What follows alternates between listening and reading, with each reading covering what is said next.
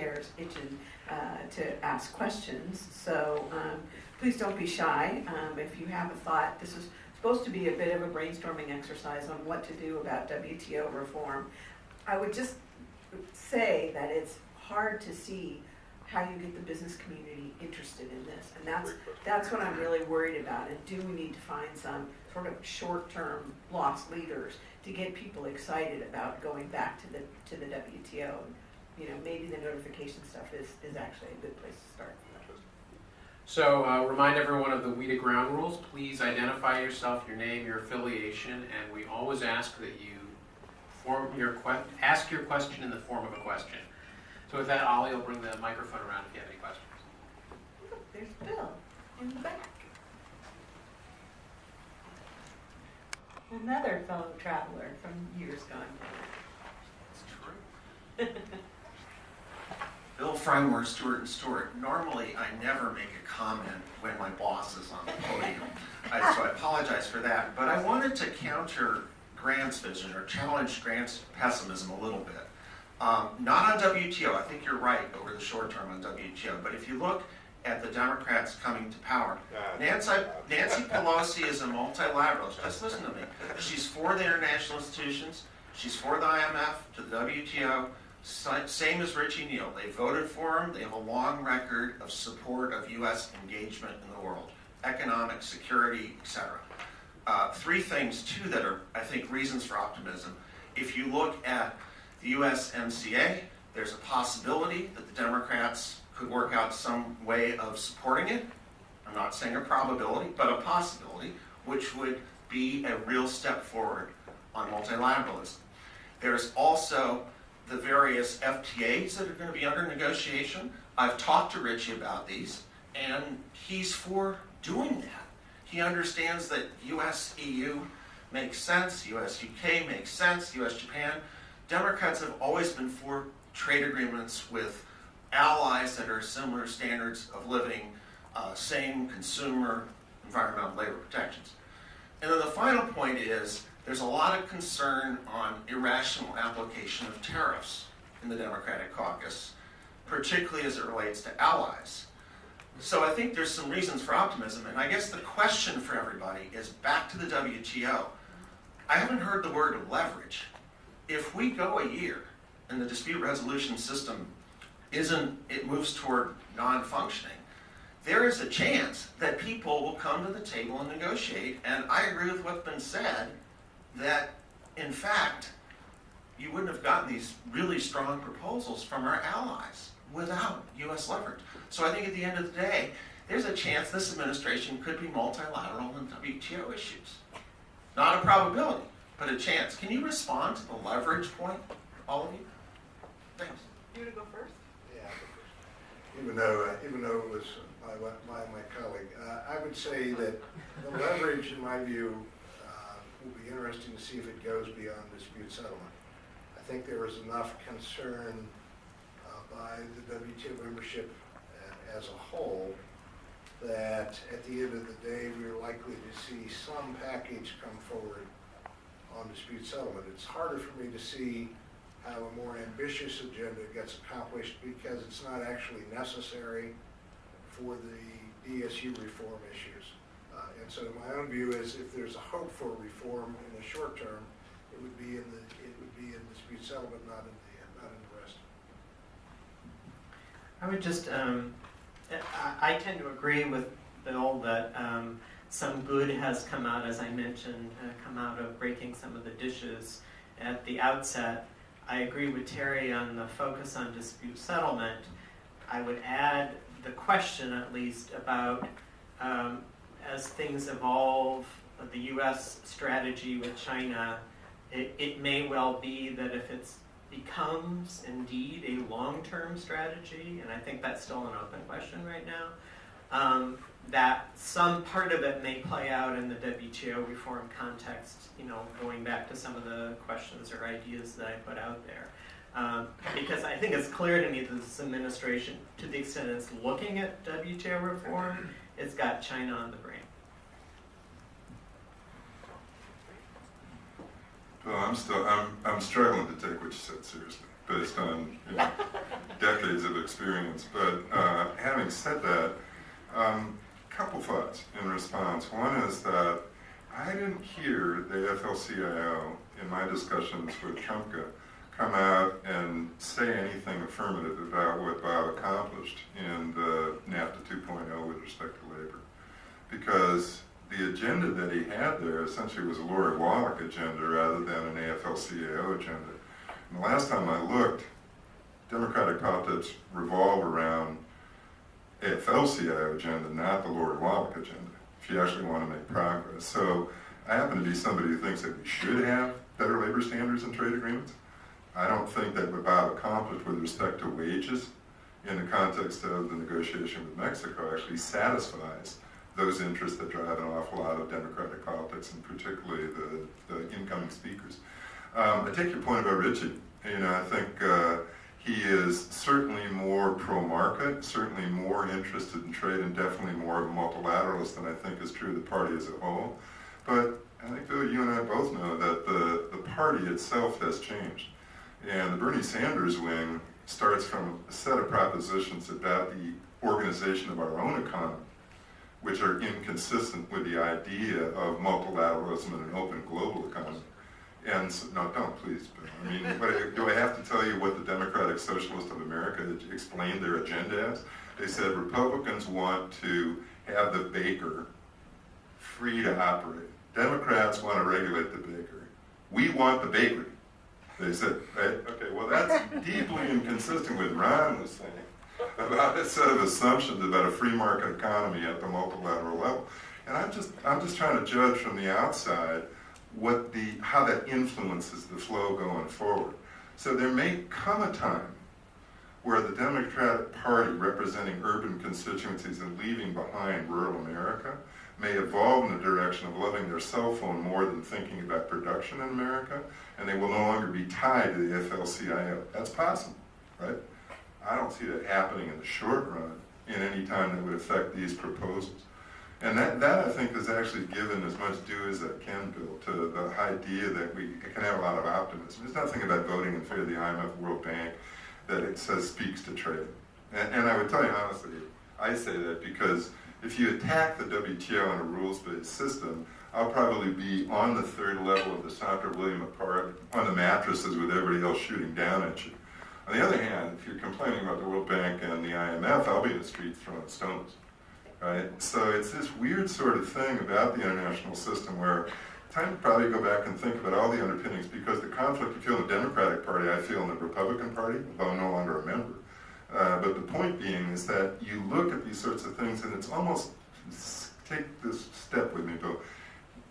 The way our parties are shaped around a set of shibboleths that have existed since the immediate post-war period has to come up to date in the 21st century, just like Terry was saying, our view of trade has to come up.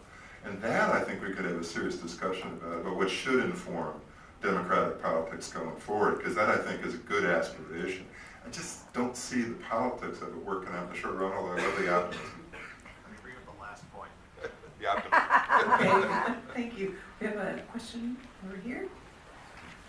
Andrew Stevens, U.S. Department of Agriculture. I was intrigued by Dorothy's thought about if countries have to choose lanes, some group of countries may choose a different architecture without perhaps China and the U.S. Might we see some of that with the Iran sanctions and financial payment architecture?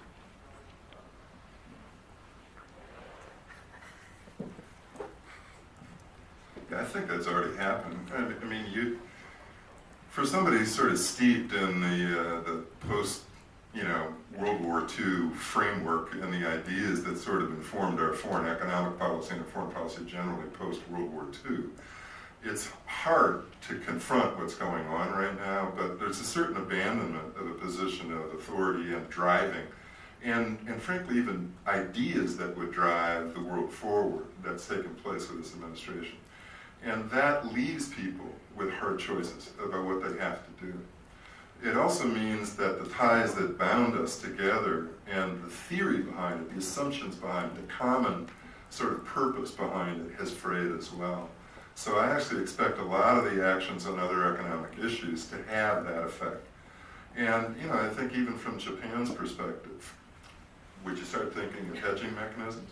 Would you say, yeah, we do have to go ahead with RCEP, even though we've gone through the use of political capital to make sure that we could continue the TPP in the absence of the United States, but now it's confronted with choices. It's totally dependent on the United States for its national security, right? It has to find a hedging mechanism in spite of that. Well, maybe RCEP's that hedging mechanism. That's the choosing lanes. And so I don't mind putting stark choices in front of people, but I always like to make sure that the stark choices lean my way before I go out and force people to make that choice. Sort of like the old line I think we used the other day about, you have to break eggs to make an omelet. You just always want to start with a recipe. Okay, thanks. So we have in the back? No, here.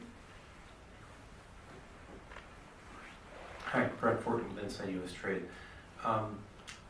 Whenever I speak with any diplomats about the appellate body, I always ask, well, do you believe that the U.S. wants appellate body reform, or do they want to go back to the old GATT system?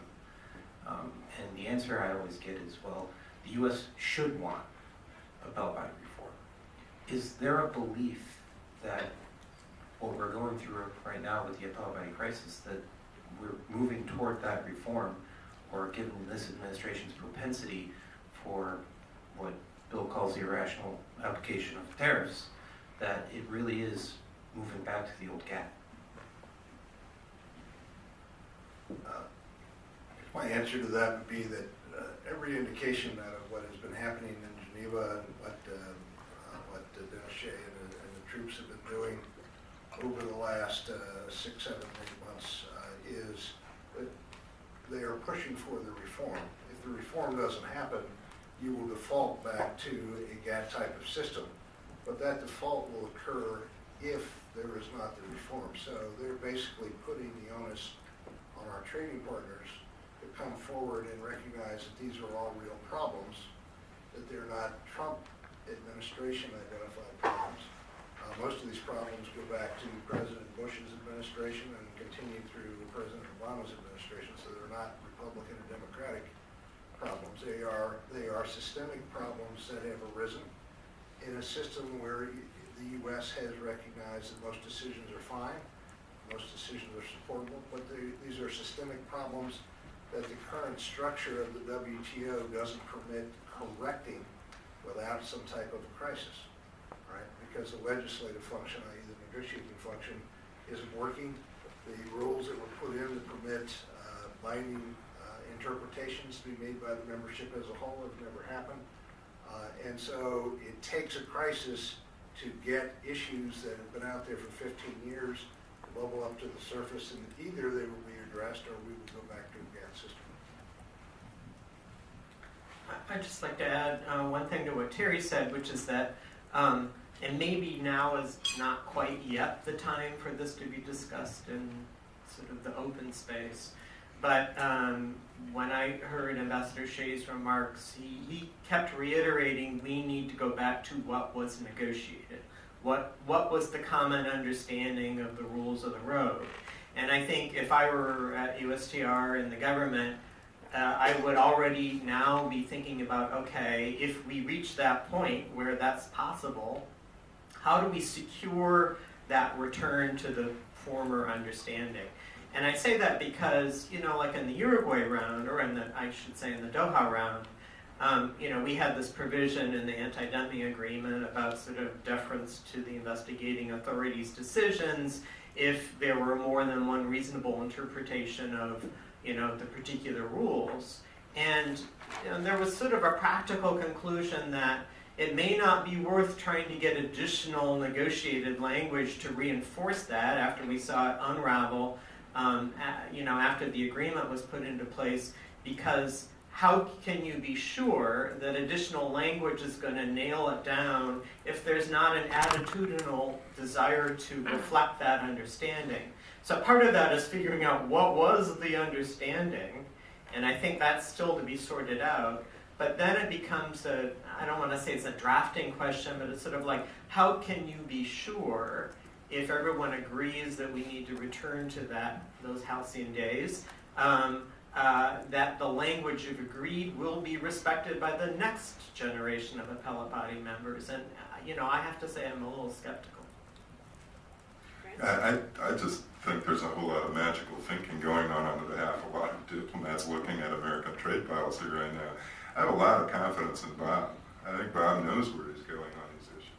And the reality is that he would prefer to have the system work. I think Bob knows well enough that what's missing is something like the political question doctrine in our own constitutional law, where you can say, I'm sorry, there's no law here. International law is reached when two parties, two states, in their sovereignty agree. And in the absence of that, there is no law.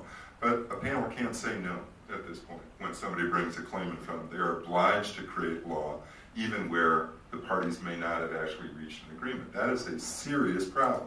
The problem is, and this is the flip side of reciprocity, is nobody engages in good government in the WTO without asking someone else to pay for it. Right? You come forward with an idea about changing the WTO, and he goes, that's great, can I get more special and differential treatment, right? So Bob, I think, is at the point where he's saying, appropriately in my view, is that we would prefer to live within the multilateral system. We would prefer to see a dispute settlement system that worked. But no one, and this is where the magical thinking comes in, should assume that because it is in the United States' interest, as I believe, to be in the multilateral system with a good dispute settlement model, nobody should be under any illusion that Bob Lighthizer does not fear living outside that system, right? And I think that's where the magical thinking comes in. I think people assume somehow that, no, this will all pass, that the Trump administration is a video game, and eventually the game will be over, and we'll go back to what it was. We ain't going back. And the system isn't going back. And so I think people need to come to grips with the reality that Bob's perspective on this is very much, as an advocate for a multilateral system, a truly rules-based system, where the rules are agreed between the sovereigns the way international law dictates, but is perfectly comfortable living in a state of nature. Okay. Is that too hard?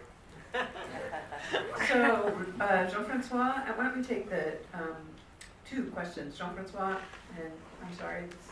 Jeannie Salo with Yeah. Schneider. Yeah, thank you, Jean-Paul Sarwetin with AFEP, French Business Group. I have actually two questions. The first one is about the position of the US now, and does the panel believe that it is in a good position to lead a reform when it is in major violation of the rules, both through the 232, the one that exists and the one that is coming, and by the tariffs on China, which I don't call a Schumpeterian move, but more like a Don Corleone's move. And the second question is about the lane, because it's really great to ask people to choose their lane. Can somebody tell me where the lane goes? Thanks. Can we take the second question at the same time, please? Want to put your hand up? Oh, I'm sorry. Yes. I thought you were going to answer that first. I wanted to ask to go back to the Sorry, training. could you introduce yourself? Oh again? yes, I'm Jeannie Salo with Schneider Electric. So I wanted to ask about the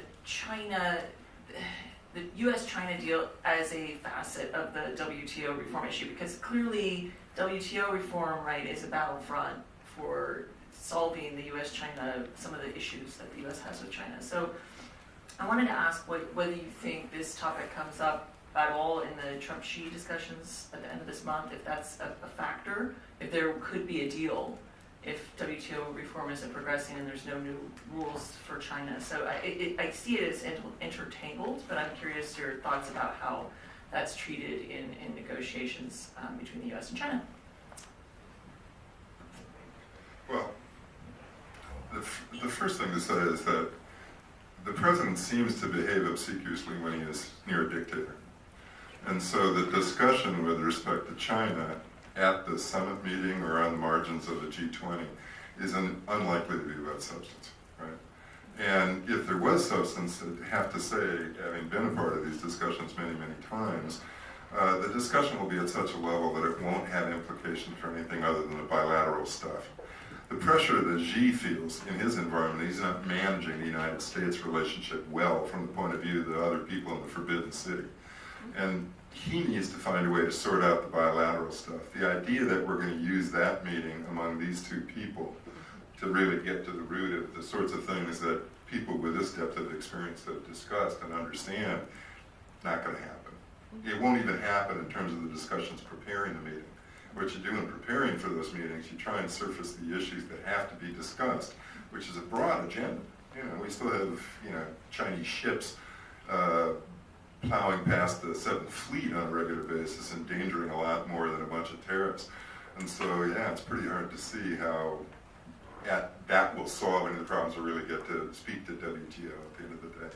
Jean-Francois, I take your point. You know, you always want the moral high ground, and you can make a plausible argument in one sense that what Bob has done is take us outside the WTO as the ultimate critique on the system, right? I mean, that's where we are in some respects with 232 and where we are if we go down the road with 232 on autos, right? And so I think you're at the point where you have to say tactically, is this likely to be an approach that works for the United States? And that's where I'm skeptical.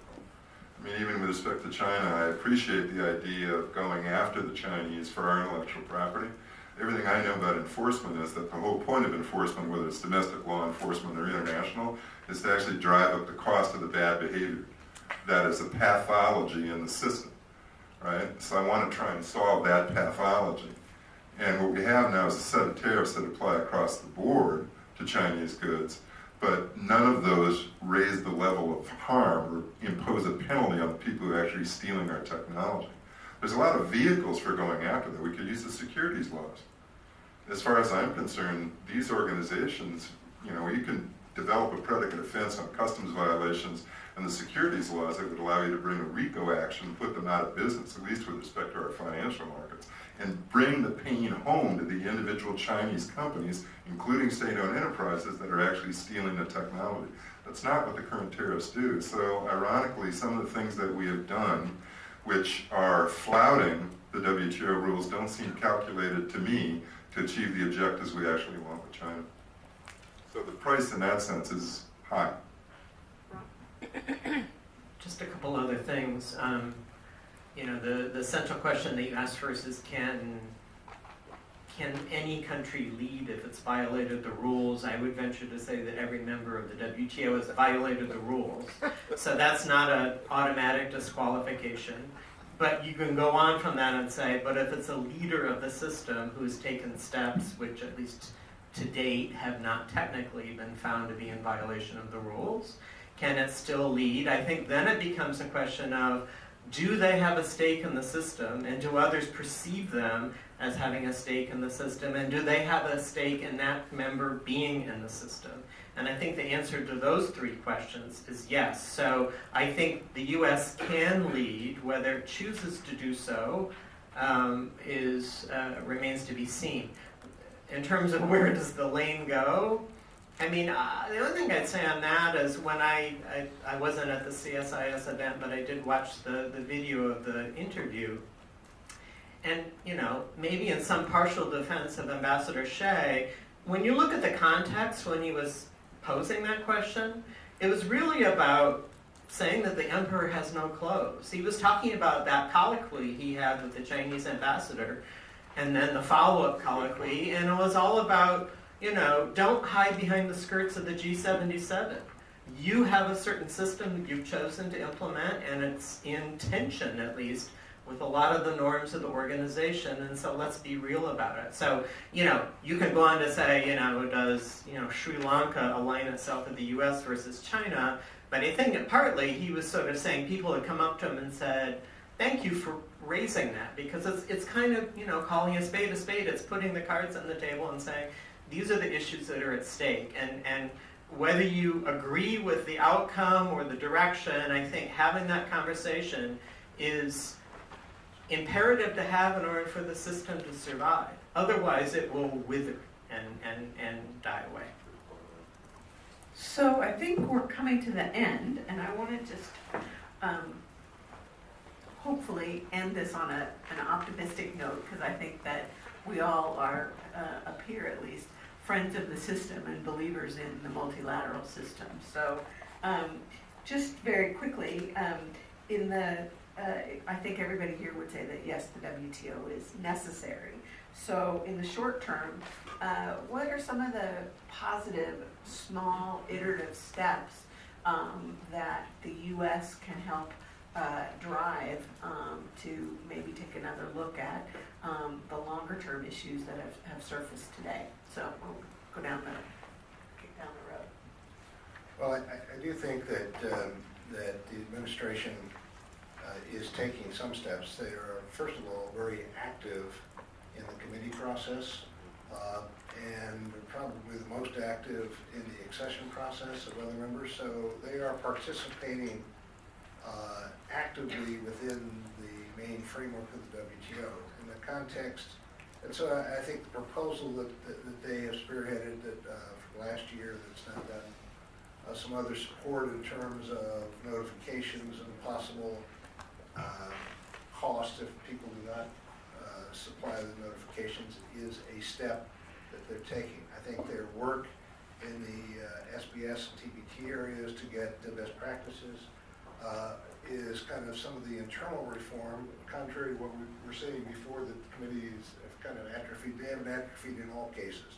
There's positive work that's going forward in some things. And I actually think that what they are doing in dispute settlement is the only way to drive reform there. And I think because it's a long-standing issue for the United States, that approach, however objectionable it is to many of our trading partners, is the only way we'll get to a point of reform of the issue. I would agree with what Terry says. I guess the only small thing I would add to that is under the rubric of transparency. Grant was giving me a hard time about zeroing before, and I'm not going to relitigate that. But one of the reasons why it was easy to go after the U.S., other than the incentive of the size of its market, is that we have a very grossly transparent system. I don't mean grossly in a pejorative way, but we have a highly transparent domestic system. And it has its pros and cons, but it really allows people to sort of see the path toward the decision and the rationale. And I think I mentioned trade policy reviews before. I think both in the context of the transparency exercise and in the work of the system, a lot more effort can be put into forcing people to be a bit more open about how they reach their decisions. Because Grant's absolutely right. People zero every day, just like companies dump every day. But you need to be able to sort of identify when and how they do it. Yeah, I just want to double down on transparency. And the reason is it's good for the system. I mean, when you think about the great progressive political movement in the United States, it's not the current progressive political movement. It was Brandeis and Frankfurt talking about sunshine and maximizing that because it's the information in the market that allows the political market to work, particularly for the people who are less powerful in our society. Well, ironically, that's also true at the international level. You want to empower people to take advantage of the system, and you want to maximize the transparency so that people can actually affect their rights within the system. Now, the thing I like about transparency, it also has real trade effect, right? So if somebody is actually obliged to be more transparent about how it regulates its services markets, or what it does with respect, particularly in China, to distribution, even though we bargain for it, in terms of consequences for people entering the market. And so I think the initiative the administration has taken on transparency is exactly the right approach, because it both is true systemically, but it also has real trade consequences.